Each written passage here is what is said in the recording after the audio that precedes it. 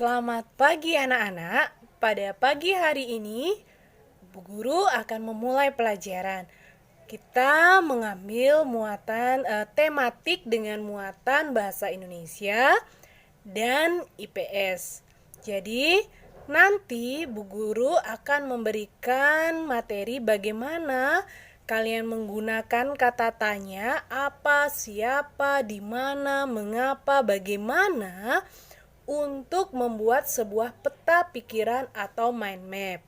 Nah, di video berikutnya Bu Guru akan memberikan beberapa contoh, tapi itu dengan tema yang ada tema sains, ada tema yang lain-lain. Nanti kalian ubah sesuai dengan materi kita, tema kita yaitu tentang materi sejarah ya. Sejarah proklamasi kemerdekaan. Nah, anak-anak perhatikan pada laptop Bu Guru. Nanti pada video berikutnya Bu Guru akan juga memberikan contoh sebuah mind map yang Bu Guru buat. Nanti kalian gunakan itu untuk membuat, boleh dengan kreasi. Kalau yang masih di buku sangat sederhana, jadi kalian boleh buat sesuai dengan kreasi kalian masing-masing.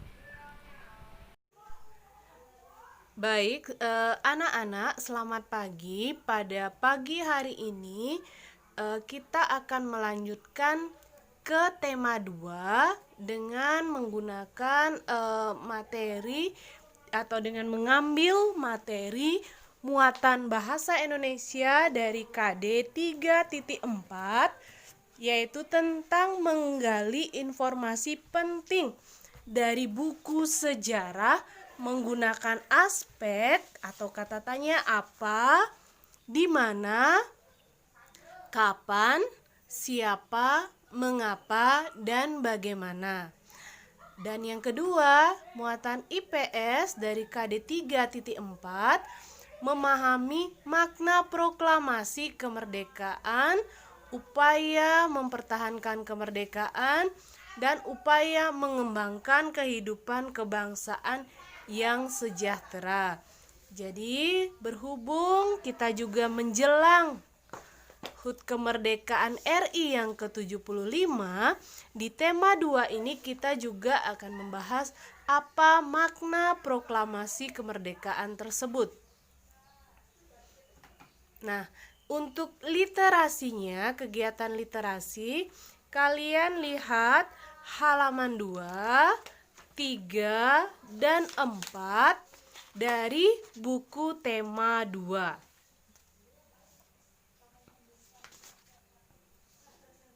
Nah,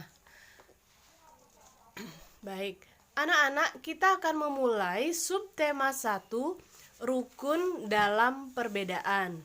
Jadi dibuat muatan bahasa Indonesia ini, kata tanya untuk membuat peta pikiran atau mind map dapat dibuat dengan menggunakan kata tanya. Jadi fungsinya mind map itu untuk mempermudah kita mengetahui arahan atau maksud dari suatu teks. Nah, kita lihat kata tanya apa saja dan fungsinya untuk apa. Yang pertama, kata tanya apa digunakan untuk menanyakan hal atau peristiwa yang terjadi. Misalnya,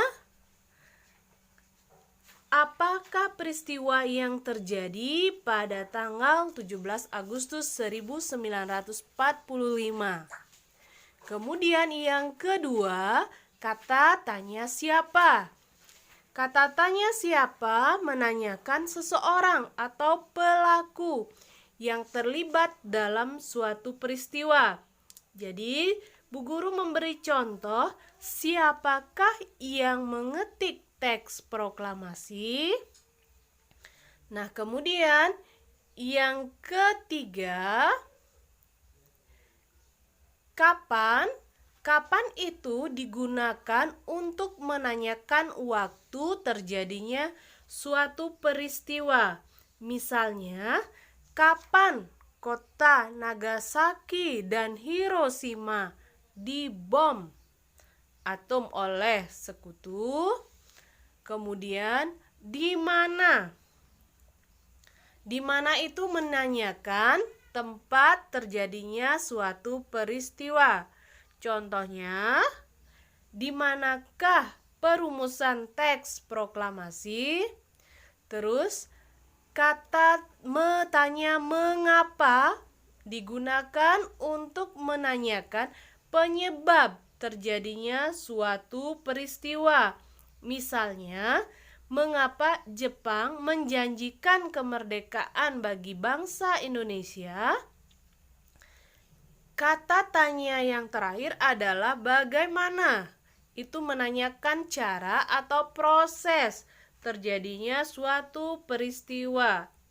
Bagaimana proses perumusan teks proklamasi? Misalnya seperti itu.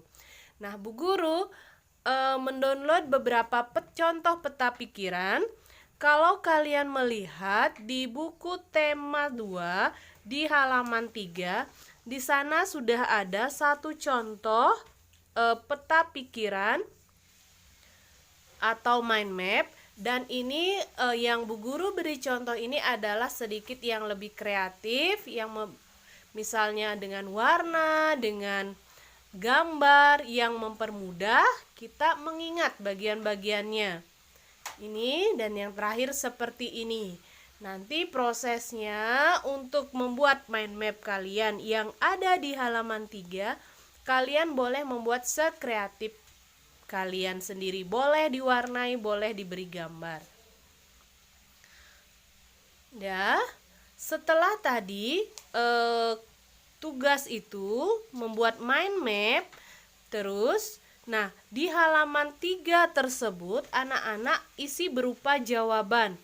Misalnya, buka buku di halaman 3, mind map tentang proklamasi kemerdekaan. Untuk kata tanya apa?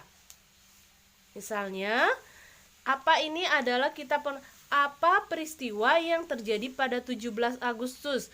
Berarti di kotak apa ini adalah 17 Agustus 1945 merupakan hari proklamasi kemerdekaan Republik Indonesia. Seperti itu. Nah, kemudian kita harus tahu apa makna ternyata proklamasi bagi bangsa Indonesia. Proklamasi tersebut memiliki beberapa makna atau arti penting bagi bangsa Indonesia. Yang pertama, menandai lahir bangsa Indonesia sebagai bangsa yang merdeka. Jadi kita yang dulunya bekas jajahan Belanda, bekas jajahan Jepang, benar-benar menjadi bangsa yang baru sebagai bangsa yang merdeka dan berdaulat.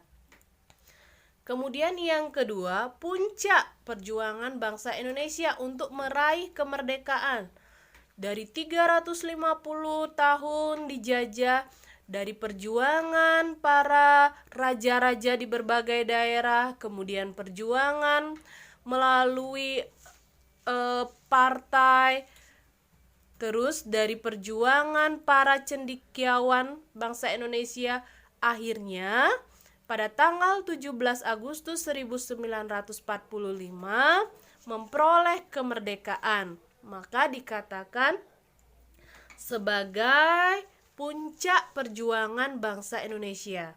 Yang ketiga, pengakuan dari dunia luar. Nah, dengan membacakan teks proklamasi, Indonesia mengumumkan kepada dunia luar atau bangsa-bangsa lain bahwa Indonesia itu adalah bangsa yang merdeka. Jadi pengakuan ini diikuti juga oleh pengakuan dari negara lain. Jadi Indonesia mengakui diri sebagai bangsa yang merdeka, negara-negara lain juga menghargai Indonesia sebagai bangsa yang merdeka dan berdaulat. Kemudian yang keempat, maknanya adalah bukti bahwa bangsa Indonesia merupakan bangsa yang mandiri. Jadi, proses dari kemerdekaan, proklamasi kemerdekaan Indonesia yang pada awalnya dijanjikan oleh Jepang melalui PPKI tidak disetujui oleh para kaum muda karena tidak ingin menganggap bahwa kemerdekaan Indonesia itu adalah pemberian dari Jepang. Kemudian yang kelima, sebagai landasan untuk bersikap terhadap dunia. Jadi setelah proses kemerdekaan ini, Indonesia akan berhubungan dengan negara-negara lain, sehingga perjuangan untuk mencapai kemerdekaan dapat dijadikan landasan untuk bersikap terhadap bangsa-bangsa lain sehingga tidak dijajah lagi dan Indonesia diakui sebagai bangsa yang berdaulat. Nah, baik anak-anak, ini adalah peristiwa pembacaan teks proklamasi oleh Insinyur Soekarno pada tanggal 17 Agustus 1945 tepat jam 10 WIB di Jalan Pegangsaan Timur 56 Jakarta. Dan ini adalah teks proklamasi yang ditulis tangan, pada awalnya ditulis tangan oleh Insinyur Soekarno, kemudian diketik oleh Sayuti Melik. Nah, baik anak-anak, untuk selanjutnya kalian melanjutkan membuat mind map di halaman 3. Nanti akan disetor di Google Classroom. Akan Bu Ranti buatkan link. Kemudian, untuk setelah literasinya, kalian boleh memberi stabilo atau memberi warna pada bagian-bagian yang penting pada teks tersebut. Baik, sekian anak-anak. Terima kasih. Baik anak-anak, perhatikan pada video yang di depan pada layar laptopnya Bu Ranti. Di sini Bu Guru memberikan sebuah mind map sederhana, tapi belum berupa pertanyaan ya. Nanti kalian bisa hubungkan, misalnya tempat di Rumah Laksamana Maeda. Nah, nanti ada yang manual yang Bu Guru buat seperti ini, tapi masih sederhana. Bisa dilihat. Nah, proklamasi kemerdekaan 6 dan 19 Agustus. Apa yang terjadi yaitu Hiroshima dan Nagasaki dibom. Kemudian teks proklamasi, tempat perumusannya Rumah Laksamana Maeda, kemudian penyusunnya Insinyur Soekarno, Muhammad Hatta atau Ahmad Subarjo. Tokoh pemuda yang hadir, BM Dia, Sayuti Melik, Soekarno, Sudiro. Boleh seperti itu, ini yang sederhana. Dan ini yang di layar juga sederhana. Boleh kalian kreasikan sendiri ya. Sesuai dengan kata tanya apa, siapa, mengapa yang kalian bisa susun. Kemudian dimasukkan ke dalam mind map. Jadi contohnya seperti ini. Ya, baik, sekian anak-anak. Terima kasih.